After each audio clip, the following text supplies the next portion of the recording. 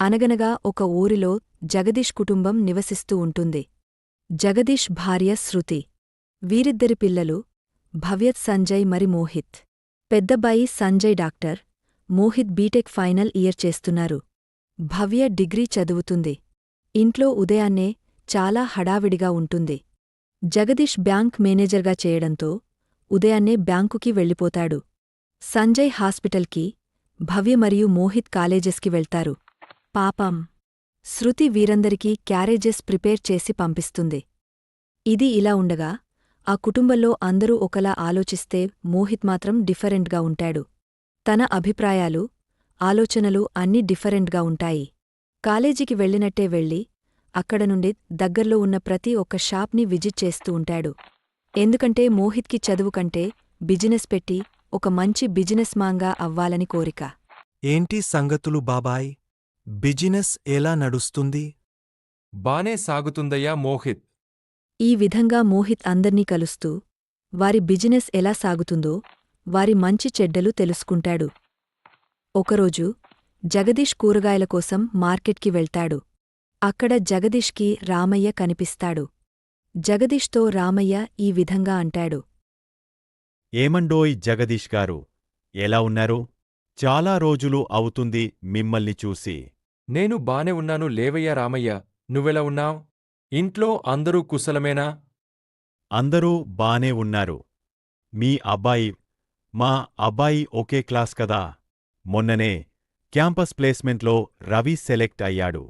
BTech ఇలా అయిందో లేదో వెంటనే జాబ్ వచ్చేసింది. చాలా సంతోషంగా ఉంది.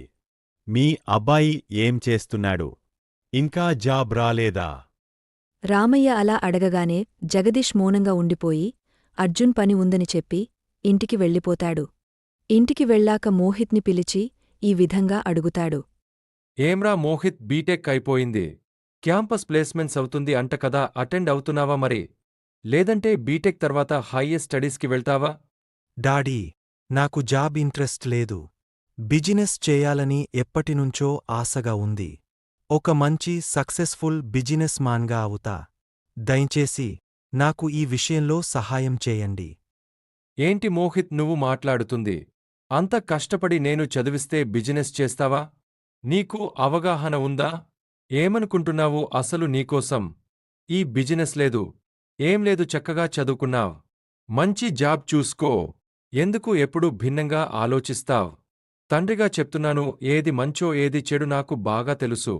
నువ్వుగాని జాబ్ చేయకపోతే నా ఇంట్లో నీకు స్థానం లేదు. ఇంట్లో నుంచి వెళ్ళిపోమంటారు. శృతి ఎంత నచ్చ చెప్పాలని చూసినా కూడా తన మాట వినరు. పాపం మోహిత్ ఇంట్లో నుంచి వెళ్ళిపోతాడు. ఎక్కడికి వెళ్లాలో తెలియక కూరగాయలు షాప్ బాబాయ్ దగ్గరికి వెళ్లి పని అడుగుతాడు.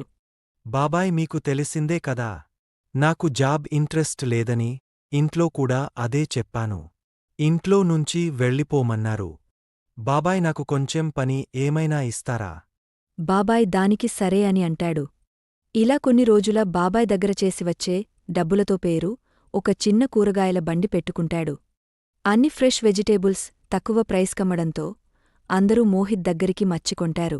వ్యాపారంలో లాభం రావడంతో ఒక చిన్న షాప్ తీసుకుంటాడు. అక్కడ కూడా లాభం రావడంతో ఒక పెద్ద స్టోర్ తీసుకుంటాడు. అలాగా తన కష్టంతో చాలా హైట్ స్క్రీన్ అవుతాడు. ఆ సిటీలో ఒక పెద్ద బిజినెస్ మాగ్నెట్గా మారుతారు. ప్లేసెస్లో తన ప్రాచీస్ ఓపెన్ చేస్తాడు. ఒకరోజు జగదీష్ ఇంటికి పోలీసు వచ్చి ఈ విధంగా అంటారు. జగదీష్ గారు, యువర్ అండర్ అరెస్ట్. మీపైన కేసు నమోదు అయింది. మీరు బ్యాంకులో లంచం తీసుకున్నట్టు మాకు ఫిర్యాదు వచ్చింది. అని ఎంత చెప్పినా వినకుండా జగదీష్ని పోలీస్ స్టేషన్కి తీసుకెళ్తారు. ఈ విషయాన్ని శృతి సంజయ్కి ఫోన్ చేస్తుంది. సంజయ్ నాన్న నిజంగానే లంచం తీసుకున్నారు ఏమో, అందుకే తనని అరెస్ట్ చేశారు. ఈ విషయంలో నాకు సంబంధం లేదు. నా జాబ్కి రిస్క్ అవుతుంది అని చెప్పి ఫోన్ కట్ చేస్తాడు. శృతికి ఏం చేయాలో తెలియక ఫోన్ చేస్తుంది. మోహిత్ ఆ విషయం తెలుసుకుని పోలీస్ స్టేషన్కి వెళ్తాడు. మోహిత్ సార్, మీరు ఇలా వచ్చారు ఏంటి? కాల్ చేస్తే నేనే వచ్చేవాడిని కదా ఇంటికి. మీరు అరెస్ట్ చేశారు కదా, తనే మా డాడీ. ఆయనను ఎందుకు అరెస్టు చేశారు? ఈయన మీ డాడీ అని తెలియదు సార్. నన్ను క్షమించండి. జగదీష్ కార్పై కేసు నమోదు అయిందండి. ఈయన లంచం తీసుకున్నారని ఆరోపిస్తున్నారు. అందుకే అరెస్టు చేయాల్సి వచ్చింది. ప్లీజ్ సార్ తీసుకెళ్ళండి డాడీ ఇంటికి. జగదీష్ గారు క్షమించండి. మీరు సార్ వాళ్ళ డాడీ అని తెలియదు. ఏంటి డాడీ ఆలోచిస్తున్నారు? పోలీసు నాకెందుకు ఇంత రెస్పెక్ట్ ఇస్తున్నారా అని కదా. డాడీ ఇప్పుడు నేను ఇంటర్నేషనల్ బిజినెస్ మాన్గా పేరు పొందాను. ఈ విషయం మీకు చెప్పాలని చాలాసార్లు ట్రై చేశాను. కాని మీరు నాతో మాట్లాడలేదు. ఈ సిటీలో ఎక్కడ చూసినా మన బ్రాంచెస్. మీ బ్లెస్సింగ్స్ వల్ల నేను చాలా సక్సెస్ఫుల్ అయ్యా. Thank you daddy.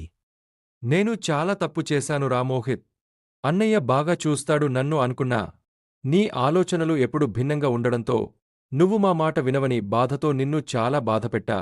నన్ను క్షమించు రా మోహిత్. ఎంతసేపు ఈ సొసైటీలో ఉన్న వారికోసమే ఆలోచించా. కాని నీకు ఏది ఇష్టమో అని అడగలేదు.